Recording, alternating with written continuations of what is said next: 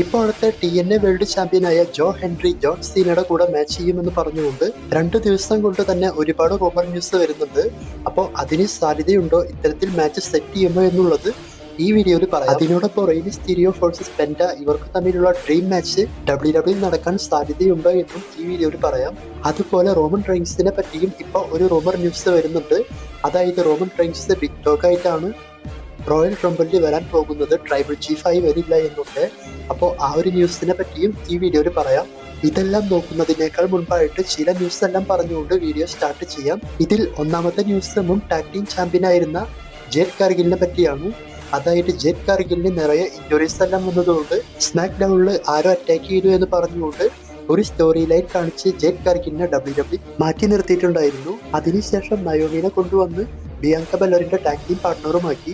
ഇപ്പോൾ നമുക്കറിയാൻ സാധിക്കുന്നത് ജേഡ് കാർഗിൽ വീണ്ടും WWE പെർഫോമൻസ് സെന്ററിൽ ട്രെയിനിങ് എടുക്കുന്നുണ്ട് എന്നാണ്.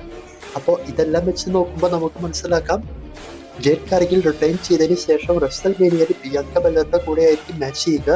അപ്പോൾ അതിനുവേണ്ടി തന്നെയാണ് നയോമിക്ക് ടാഗ് ടീം ചാമ്പ്യൻഷിപ്പ് എല്ലാം കൊടുത്തുകൊണ്ട് ഇപ്പോൾ ഇങ്ങനെ ഒരു സ്റ്റോറി ലൈൻ കാണിക്കുന്നത്. അപ്പോൾ ഇതെല്ലാം കണക്ട് ചെയ്തിട്ട് ജേഡ് കാർഗിൽ വന്നതിന് ശേഷം ഇവരുടെ സ്റ്റോറി ആയിരിക്കും നടക്കുക. അപ്പോൾ ജേഡ് കാർഗിൽ റോയൽ റംബിളിൽ വരുമോ അതോ അതിന് ശേഷം വരുമോ എന്നറിയില്ല. എന്തായാലും അവർ പെർഫോമൻസ് സെന്ററിൽ ട്രെയിനിങ് എടുക്കുന്നുണ്ട് എന്നാണ് അറിയാൻ സാധിച്ചത്. ഇതിൽ രണ്ടാമത്തെ ന്യൂസ് 1-2 പേരൊക്കെ വീഡിയോയുടെ താഴെ പലപ്പോഴുമായി കമന്റ് ചെയ്യുന്നത് റോ ബ്രാൻഡിലുള്ള മുൻ NXT ചാമ്പ്യനായ ഇല്യ ഡ്രാഗിനോവ് ഇപ്പോൾ എവിടെയാണ്, എന്തുകൊണ്ടാണ് വരാത്തത് എന്നൊക്കെയാണ്. അതായത് ഇല്യ ഡ്രാഗിനോവിന് പ്രത്യേകിച്ച് പ്ലാനോ മാച്ചോ ഒന്നും ഇപ്പൊ കാണുന്നില്ലല്ലോ എന്ന ടൈപ്പില്. അപ്പോൾ അതിനെപ്പറ്റി നോക്കുമ്പോൾ ഈയൊരു റെസ്ലർക്ക് 2024 അവസാനത്തോട് കൂടിയിട്ട് ഇഞ്ചുറി എല്ലാം സംഭവിച്ചിട്ടുണ്ടായിരുന്നു. ആ ഇഞ്ചുറി സംഭവിക്കുന്നതിനേക്കാൾ മുൻപായിട്ട് റോയിൽ കൊണ്ടുവന്ന് നല്ല നല്ല മാച്ച് എല്ലാം കൊടുത്ത് മുന്നോട്ട് കൊണ്ടുപോയിട്ടുണ്ടായിരുന്നു WWE.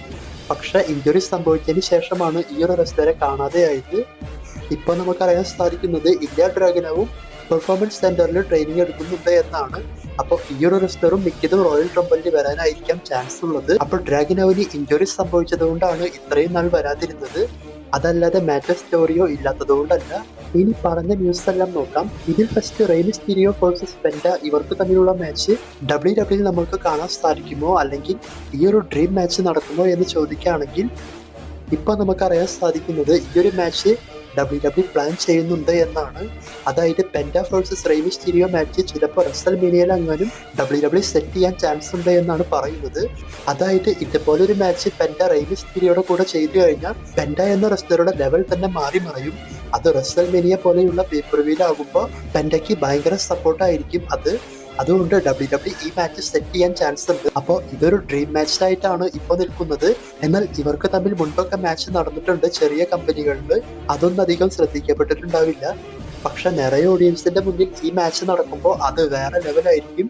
കാരണം 2 പേരും വേറെ ലെവൽ പെർഫോമൻസ് ചെയ്യുന്ന റെസ്ലേഴ്സ് ആണ്.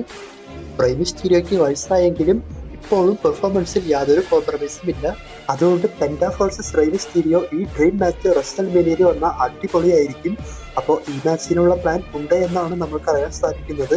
നോക്കാം ഇവർക്ക് ഇങ്ങനെ മാച്ച് വെച്ച് ഇവർക്ക് സ്റ്റോറി ലൈൻ കൊണ്ടുവരുമോ എന്ന്. അടുത്ത news John Seena TNA world ചാമ്പ്യനായ ജോ ഹെൻറിയുടെ ഒപ്പം ചാമ്പ്യൻഷിപ്പ് മാച്ച് ചെയ്യുമെന്ന് പറഞ്ഞുകൊണ്ടാണ് ഭയങ്കരമായി റൂമർ ന്യൂസ് എല്ലാം വന്നുകൊണ്ടിരിക്കുന്നത്. അപ്പോൾ ഇതിന്റെ കാരണങ്ങൾ നിങ്ങൾക്കറിയാം. ഒന്ന് TNA WWE കോൺട്രാക്ട് എല്ലാം സൈൻ ചെയ്തിട്ടുണ്ട്, അതായത് NXTയുടെ കൂടെയെല്ലാം. അപ്പോൾ NXTയിൽ ജോ ഹെൻറി ഒക്കെ വരുന്ന സമയത്ത് സീനയെയും അവിടെ കൊണ്ടുവന്ന് ഇവർക്ക് തമ്മിൽ ഒരു സ്റ്റോറി ലൈൻ ചെയ്തുകൊണ്ട് ചാമ്പ്യൻഷിപ്പ് ഒക്കെ വരുമെന്നാണ് പറയുന്നത്. അപ്പോൾ അതിന് സാധ്യതയുണ്ടോ എന്ന് ചോദിക്കുകയാണെങ്കിൽ ഒട്ടും സാധ്യതയില്ല. ഇപ്പോൾ ഇങ്ങനെ ന്യൂസ് അല്ലെങ്കിൽ ഇങ്ങനെ റൂമർ വരാനുള്ള കാരണം ജോ ഹെൻറി ആണ്. അതായത് ജോൺ സീനയോടൊപ്പം തനിക്ക് മാച്ച് ചെയ്യാൻ താല്പര്യമുണ്ട് എന്നൊക്കെ പറഞ്ഞതുകൊണ്ട്. അപ്പോൾ ഇത് ജസ്റ്റ് TNA കമ്പനി അവരുടെ പ്രൊമോഷന് വേണ്ടി ഉപയോഗിക്കാനാണ് ചാൻസ് ഉള്ളത്. അതല്ലാതെ ജോൺ സീന ജോ ഹെൻറി ഇവർക്ക് ചാമ്പ്യൻഷിപ്പ് മാച്ച് ഒന്നും വരാൻ ചാൻസ് ഇല്ല. NXTയിൽ ഇവർക്കൊരു സെഗ്മെന്റ് നമുക്ക് പ്രതീക്ഷിക്കാം, ജോൺ സീനയുടെ ഈ ഒരു റിട്ടയർമെന്റ് ടൂറിൽ. അതല്ലാതെ മാച്ചൊന്നും നമുക്ക് കാണാൻ സാധിക്കില്ല. അപ്പോൾ ഈ ഒരു റൂമർ ന്യൂസിന് പ്രത്യേകിച്ച് അർത്ഥമൊന്നുമില്ല. ഇവർക്ക് തമ്മിൽ മാച്ച് വരാനും ചാൻസ് ഇല്ല. അങ്ങനെ മാച്ച് WWE വെക്കാനും പോകുന്നില്ല. അതായത് സീന 17 ടൈം ചാമ്പ്യൻ ആകാൻ പ്ലാൻ ഉണ്ടെങ്കിൽ അത് WWE വേണ്ടി ചാമ്പ്യൻഷിപ്പ് വിൻ ചെയ്തിട്ടായിരിക്കും. ഇനി അവസാനമായി പറയാൻ പോകുന്നത് റോമൻ റെയിൻസിനെ പറ്റിയാണ്. റോമൻ റെയിൻസ് റോയൽ റംബിളിൽ ബിഗ് ഡോഗ് റോമൻ റെയിൻസ് ആയി വരും എന്നാണ് പറയുന്നത്. അതായത് ഇപ്പോൾ വന്നിട്ടുള്ള റൂമറിൽ ബിഗ് ഡോഗ് റോമൻ റെയിൻസിന്റെ സ്റ്റൈലിലാണ് റോമൻ വരാൻ പോകുന്നത് എന്നും ട്രൈബൽ ചീഫായി വരില്ല എന്നാണ് പറഞ്ഞിട്ടുള്ളത്. അപ്പോൾ അതിന് സാധ്യതയുണ്ടോ എന്ന് ചോദിച്ചാൽ ഇതിനെപ്പറ്റി ഞാൻ മുൻപും പറഞ്ഞിട്ടുണ്ട്. അതായത് റോമൻ റെയിൻസ് ഇനി ഒരിക്കലും ബിഗ് ഡോഗ് ക്യാരക്ടർ ചെയ്യാൻ ചാൻസ് ഇല്ല. റോമൻ റെയിൻസിന് ഈ ട്രൈബൽ ചീഫാണ് ഭയങ്കരമായി വർക്കായത്.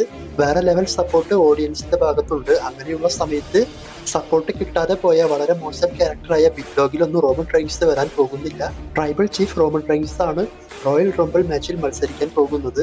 ഞാൻ മുൻപിട്ട വീഡിയോസിലൊക്കെ പറഞ്ഞതുപോലെ റോയൽ റംബിളിന്റെ ക്ലൈമാക്സ് ഇപ്രാവശ്യം മരണമാസമായിരിക്കും എല്ലാ ലെജൻസും വന്നുകൊണ്ട്.